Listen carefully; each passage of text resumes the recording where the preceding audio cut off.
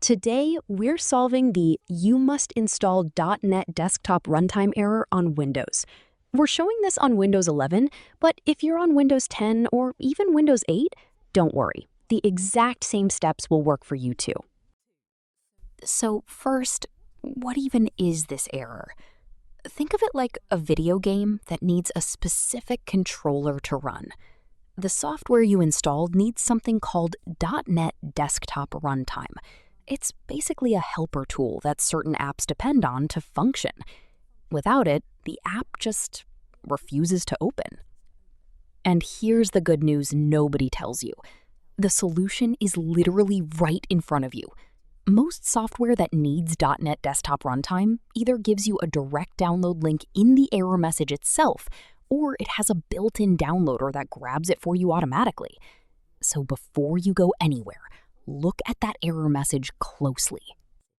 All right, here's exactly what to do. Step 1, check the error message. Does it have a download button or a link? If yes, click it. Let it download and install. Done. That's it for most people.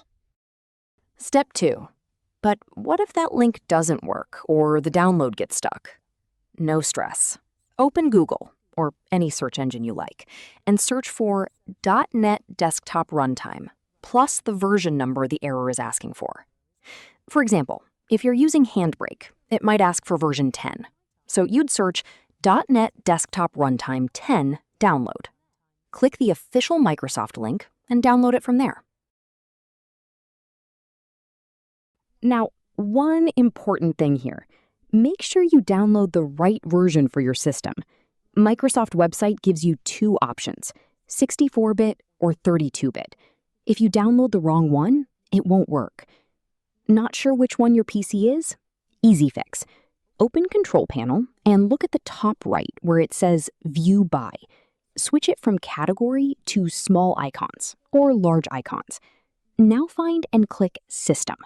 It'll tell you your system type right there. If it says 64-bit, download the 64-bit version. If not, go with 32-bit, also called x86. Simple check, but it saves you a lot of headache. Step 3. If your browser is freezing up or the download keeps failing, here's a tip most people skip. Update your web browser.